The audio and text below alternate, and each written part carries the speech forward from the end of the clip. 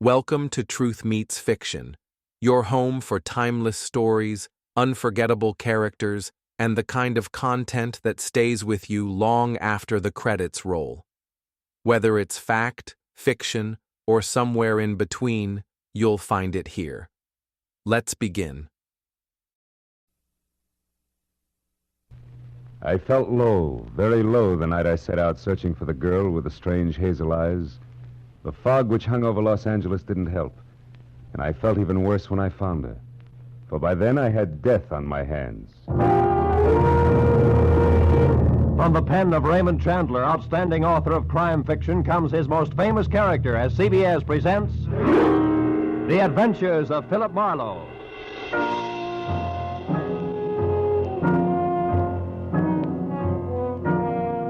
And now, with Gerald Moore starred as Philip Marlowe, we bring you tonight's gripping story, The Persian Slippers.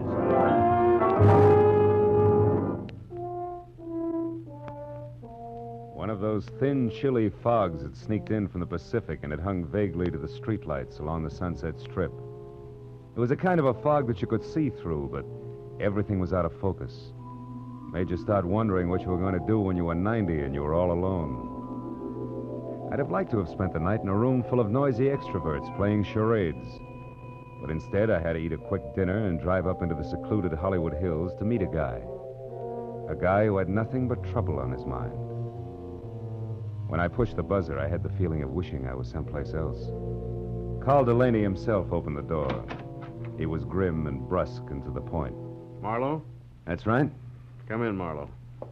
I appreciate this. You're coming up here after business hours, I mean. I wouldn't have asked except, well, perhaps I waited too long as it is. Sit down. Thanks. Waited too long for what, Mr. Delaney? 36 hours ago, my wife disappeared. Marlowe, you've got to find her for me. Find her just as fast as you can. Wait a minute. Disappeared, you said. Would you mind playing that part back a little slower? Norma simply walked out that door, got in her car, and drove off to get hold of herself, as she always does when we've quarreled. And always before, she's come back in an hour or so. But this time... This time she simply didn't come back, is that it? Look, Mr. Delaney, I could... You'd better let me finish before you do anything. Lately, my wife has been brooding over something serious that she refused to discuss. I've caught her crying several times, and she's not a woman given to tears. Marlowe, I'm sure that unless we move fast, when we do find her, we're going to find her dead. Suicide? Yeah.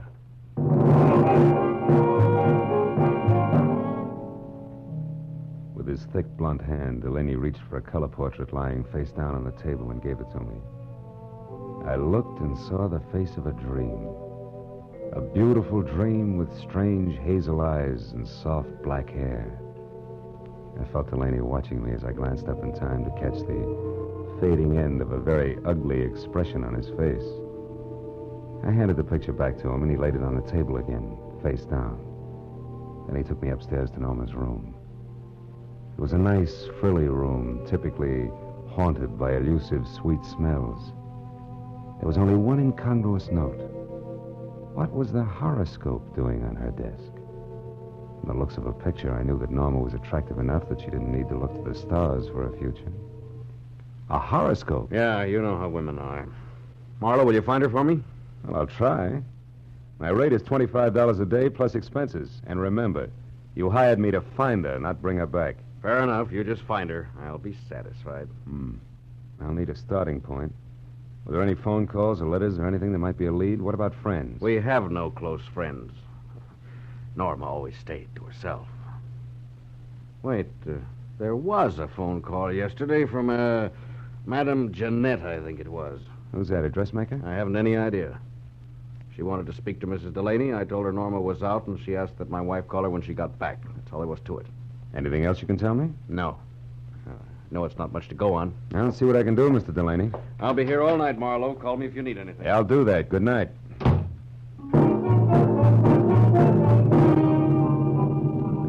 I drove back through the persistent fog to Sunset Boulevard. It was 9:30. I knew it was going to be like tracking a hummingbird through the petrified forest by the bent twigs, but I got a classified directory and I started digging. I checked the hairdressers, the manicurists, and the milliners, and I was just about to start on the interior decorators when I remembered the horoscope on Norma's desk. I quickly turned to the personal consultants. Yeah, there it was. Madame Jeanette. Her establishment, located in the dubious neighborhood south of Olvera Street, turned out to be a tacky cottage set back next to an alley. It was as dark inside as out.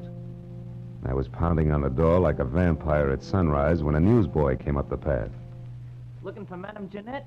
Yeah, you know her? Sure, she tells fortunes. Says I've got a great career line. You want to see it? Not right now, thanks.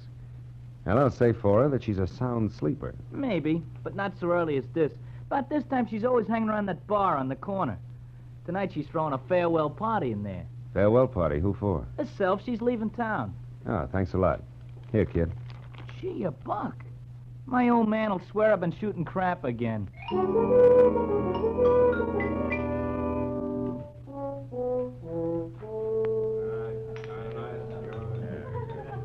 Give me another one, Charlie. Not every night I say goodbye to my dear old neighborhood. Muscatel again, Jeanette? Yeah.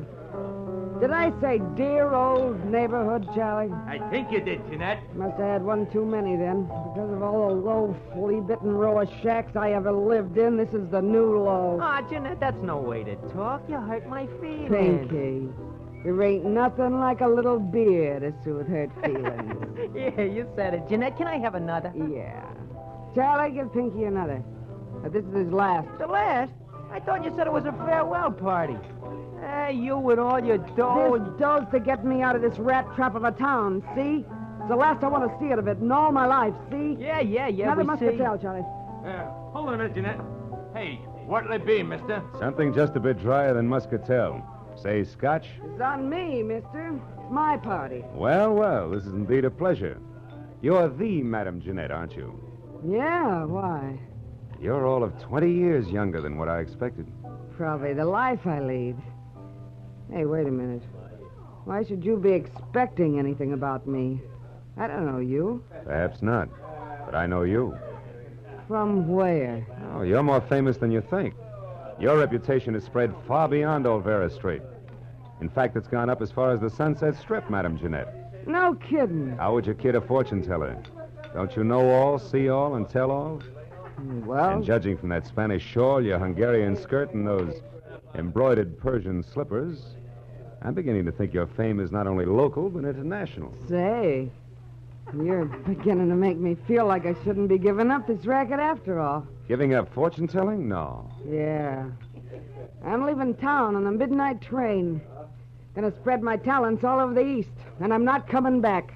Don't tell me your crystal ball has laid a golden egg. So to speak, yeah. I come into some lettuce. Suddenly. That's always nice. Well, I guess it means you won't be interested in the few paltry dollars I'd intended to spend with you. Hey, can I have another beer, Jeanette? Shut up, Pinky Blow! Ah, just a... Traveling lady can always use a little extra moolah. What was it you wanted, Bud? I'm looking for someone.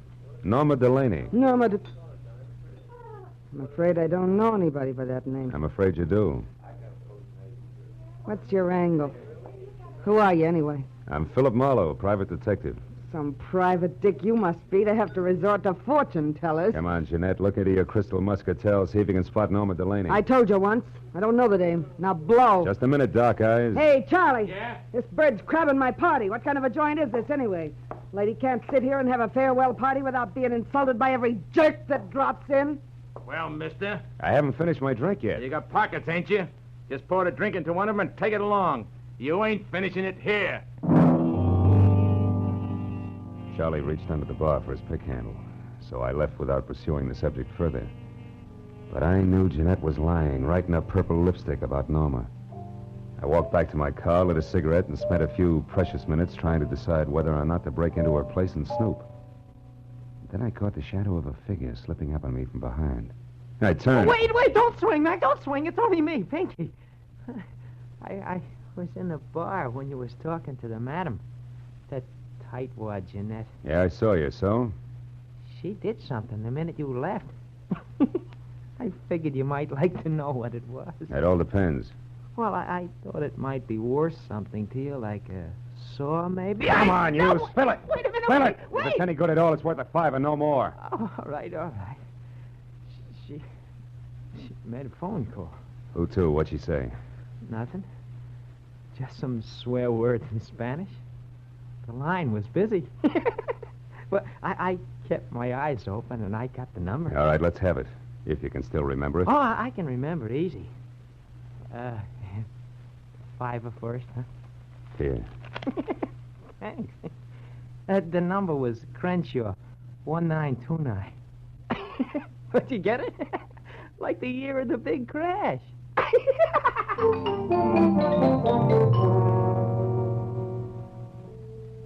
Thanks to the thirst of an underweight lush, I wasn't at the end of my rope yet. I drove as far as the nearest drugstore, dropped a nickel in the slot, and dialed. Crenshaw, the year of the big crash.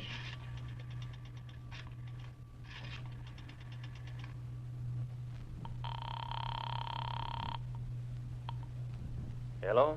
Hello, let me speak to Norman Delaney, please.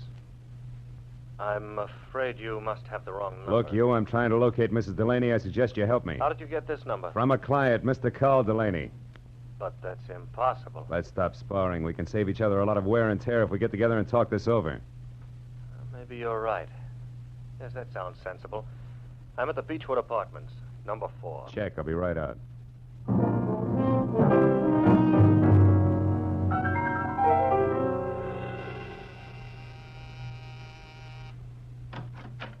Mr. Pierre Gillum, it says here on the door. Yes.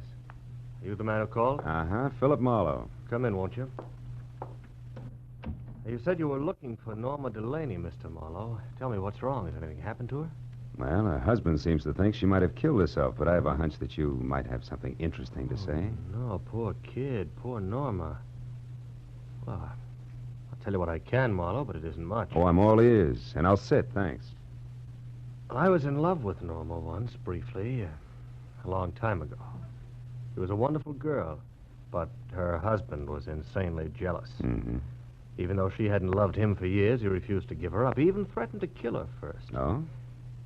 Norma and I realized that serious trouble lay ahead, so we parted. Good friends. And I haven't seen her or heard from her in months. I buy it all but the last line. You have seen or heard from her, and recently. I'm not going to argue that. I've told you the truth. You can take it or leave it. I leave it. Suppose we both put our cards on the table. You lied to me when you said Carl Delaney gave you my number. I know because Madame Jeanette called me shortly after you did. Touché. But why did she run to call you at the mention of Norma's name if you two broke up months ago? And incidentally, how did that ersatz oracle Jeanette get mixed up in this in the first place? That is a long story, Marlowe. Good, I like long stories. I'll bet it begins just for a lark. Norma and I went down to Olvera Street once to have our palms read. Yes, that's exactly how it started. Madame Jeanette was an unusual woman, a character, you might say. Uh-huh. Well, we became friendly with her. Norma got quite sentimental about her. One day we made a sort of pact. If ever either of us was in trouble and needed the other, we'd go to Madame Jeanette or get a message to her. She would notify the other. So when I walked in asking for Norma, the madam assumed she was in trouble. Right. Called me immediately because she herself was leaving town in less than an hour. I know. Well, Mr. Gillum, it's all very interesting, but it's getting me no place. Thanks. If I need you again... No, wait, Marlowe, don't go. I know a lot of details about Norma that I'm sure will be helpful. For instance, she drives a Nash coupe, powder blue. Powder blue coupe, huh? Thanks, that'll help. Oh, and she has a fondness for white gloves. Wears them quite often. I see. Well, I better get moving. No, wait just a minute, Marlowe. I've got to go. Now, listen, Marlowe. I told you I was in a hurry. Now, take it easy. Stick around a while. Get away from that door. Look, just who do you think you are? Come busting in here, prying, asking questions, you dirty... Oh! You asked for it, Gillum. Oh! You got a left, too, huh? So have I, brother. I left Gillum sprawled all over his coffee table, as limp as a 5-cent salad. Outside, I glanced at my watch. Madame Jeanette's train left in 40 minutes. I ran through $22 worth of red lights, getting down to a cottage because I was sure Gillum's attempted stall was tied in with the departure, but I couldn't figure out why. That is, I couldn't until I switched out my lights and coasted to a stop in front of her place. Then I saw it. Half hidden in the shadows back of the house sat a powder blue coupe. I got up on the porch close to the front door and listened. Jeanette was talking to a woman. I couldn't catch what they were saying, but one thing was certain. The woman was Norma Delaney. All at once, I realized the talk had stopped. That was my cue. I shoved open the door and went in. Jeanette sat at a table alone, facing me. Well, Mr. Marlowe, you've returned. What is it this time? I'd like my fortune told. Yeah? Now listen close, Gumshoe. I'll make this a short and snappy reading because I'm catching a train in 15 minutes. There's a woman very close to you. In fact, she's right behind you, sucker! What? Oh!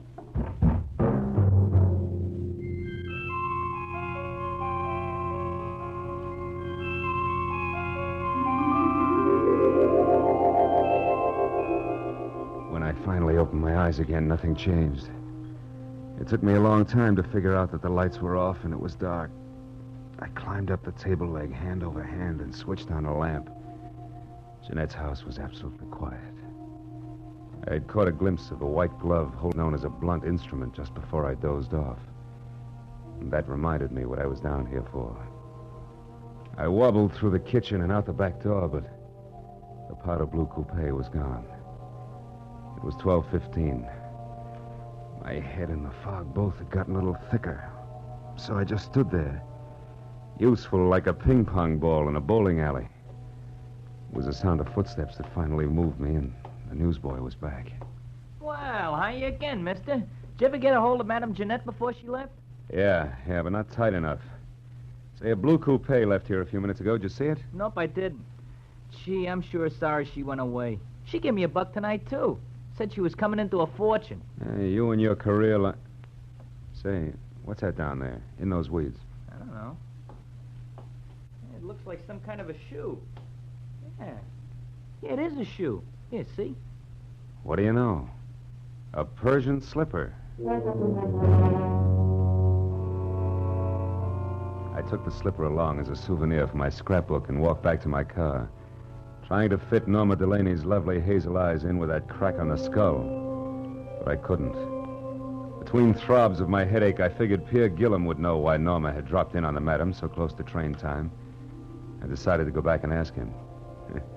Gillum was as reliable as a two-headed quarter and just as tricky. So when I got to his apartment, I pushed the buzzer, stepped back, and braced myself. There was no fight left in it. He opened the door in his robe, fingered the mouse I had given him, and grinned. Oh. So you found your way out by yourself. Uh-huh. Say, Gillum, what was so important about Norma seeing Madame Jeanette just before her train left? I don't know. You knew enough to try to keep me here, to delay me. Why? Oh, Marlowe, I did that for old time's sake, for an old friend. Jeanette asked me to hold you here until midnight, and I tried my best. Obviously wasn't good enough. Well, that's all I know about it. I see your phone is off the hook. Do you know that? Yeah, I took it off. It's given me nothing but trouble tonight.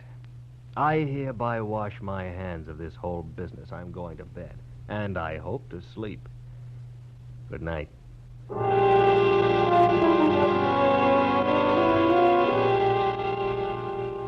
I envied him and left to call my client, Carl Delaney. He said he'd be in all night, but the phone kept ringing and ringing, and no one answered. I suddenly got a very creepy feeling. And 20 minutes later, I pulled to a stop at that small but elegant house. The lights were on, and I saw the powder blue coupe in the garage next to Carl's big black sedan. I ran up the steps. The front door was ajar, so I went in. I found Carl Delaney in front of the fireplace, face down on the floor, dead.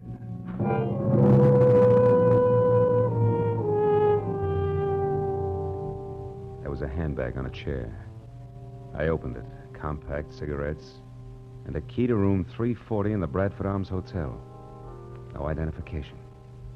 That color portrait of Norma was standing up on the table this time, and those searching hazel eyes seemed to follow me all the way to the telephone.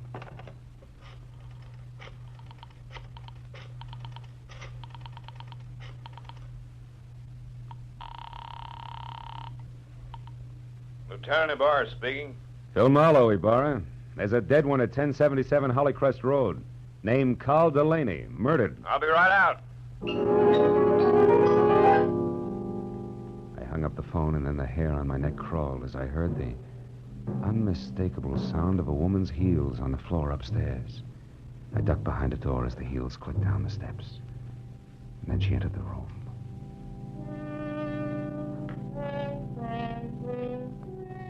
Norma Delaney was lovely. As lovely as a picture.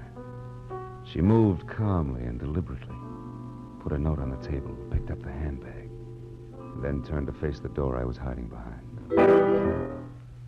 You can come out now, Mr. Marlowe. Hello, Mrs. Delaney. You can call me Norma now. And if you're thinking of using your gun, perhaps you'll be good enough to read this note first. Here. To whom it may concern.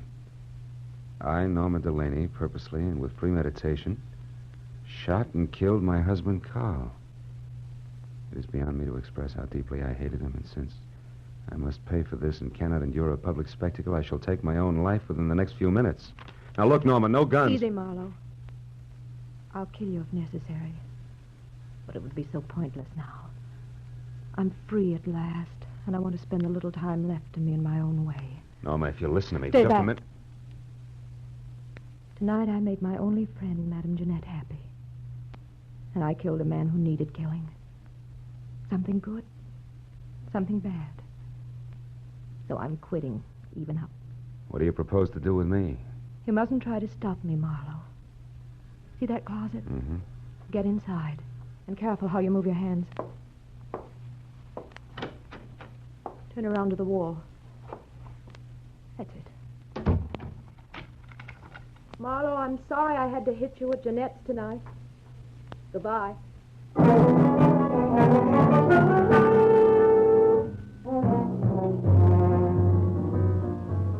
It took 3 shots to smash the lock on that closet door. I heard her driving away just as I got it open. In spite of what she'd said, I couldn't let her kill herself. I ran outside to my car. One glance under the hood was all it took. There was nothing left of the wiring but loose ends. I ran into the street and a miracle happened. The first time in my life a taxi in Los Angeles when I wanted it. I'm sorry, fella. I'm going to call. Skip it. This is an emergency. Hey, wait a minute. You Police can't... business. A girl is driving up the road in a blue coupe. We got to catch her before she kills herself. Let's go.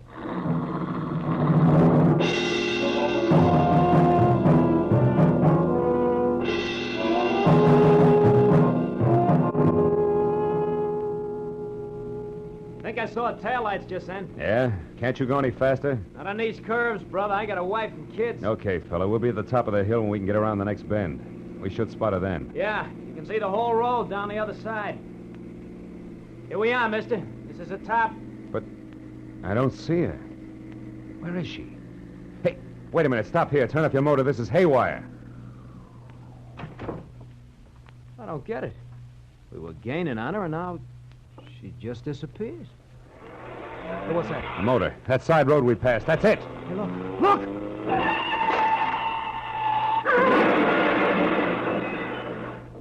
Holy smoke.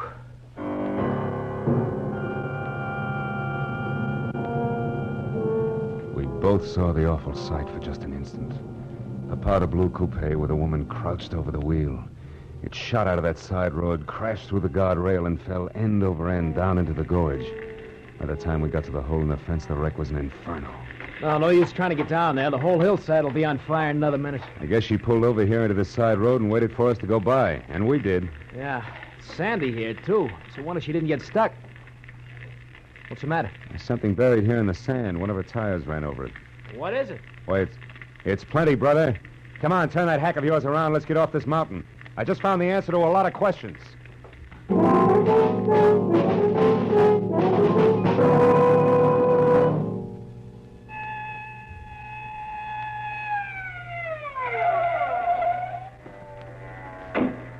That you, Marlowe? Yeah, Lieutenant. We found the body and the wife's suicide note. Then one of the boys spotted that fire up on the hill. What is it? Car went off the road. An accident? Or the suicide? Just a little of both, Ibarra, but we'll talk later. Right now, we got to go to the Bradford Arms Hotel on the double. And please, no siren.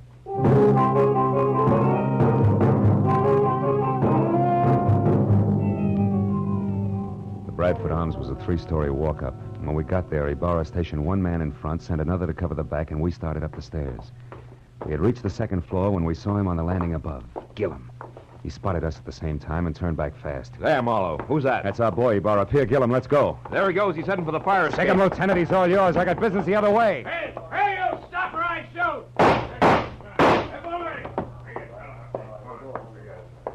Room 336, 38.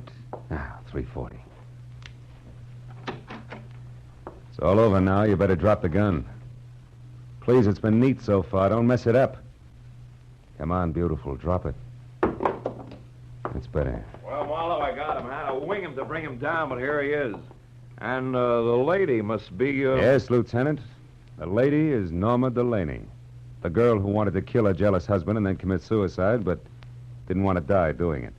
So she used someone else's body, Madame Jeanette's, which was a logical choice because Jeanette was blackmailing her. Thus, two vultures with one stone, leaving two lovebirds free to fly away together. Right, Norma?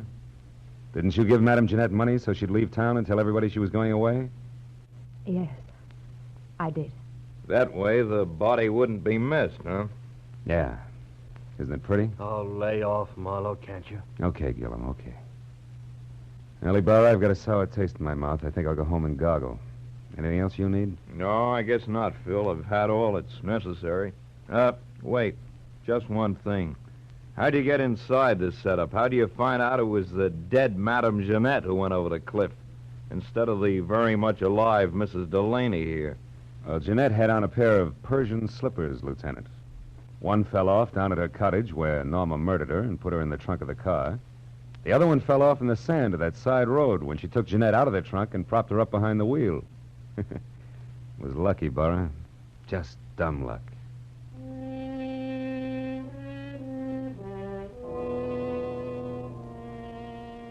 I took a walk later. A long walk. All by myself. Through that thin, empty fog in the dark, empty streets. A pair of hazel eyes and a pair of Persian slippers went round and round in my head. And for some reason, I kept thinking, a pair of Persian slippers has two soles and two heels. And it's hard to tell just exactly where the one becomes the other.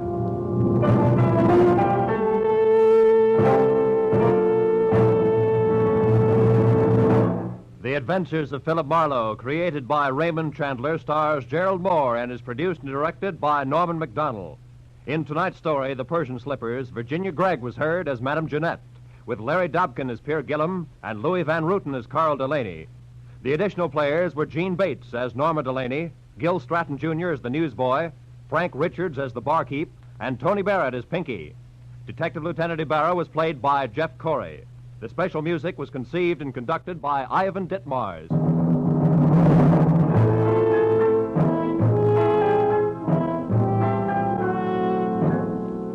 Be sure to be with us again next week at this same time when Philip Marlowe says... Sounded good, real good. A weekend at Malibu, expenses paid with a cash bonus thrown in. But that was before I knew about the henchman, the redhead, and the corpse. These three and a white Panama hat ruined it all for me.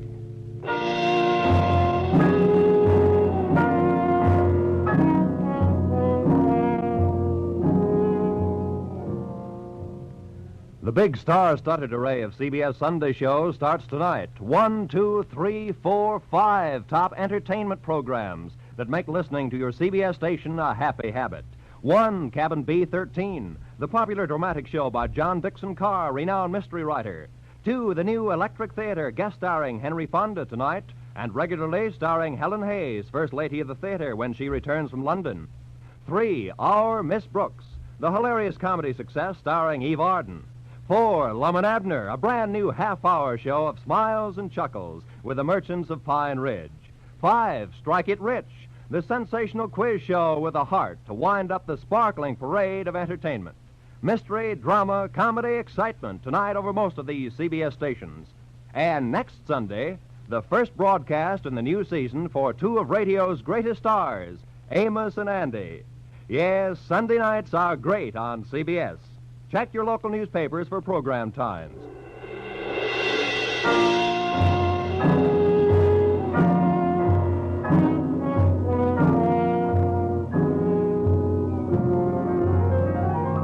This is Roy Rowan speaking for CBS, the Columbia Broadcasting System.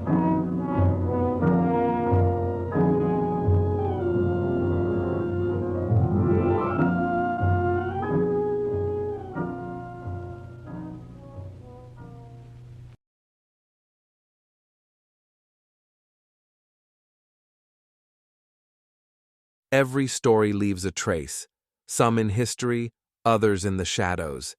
If this one made you think, question, or shiver just a little, you're in the right place. This is Truth Meets Fiction. Until next time, stay curious, stay sharp, and don't believe everything you're told.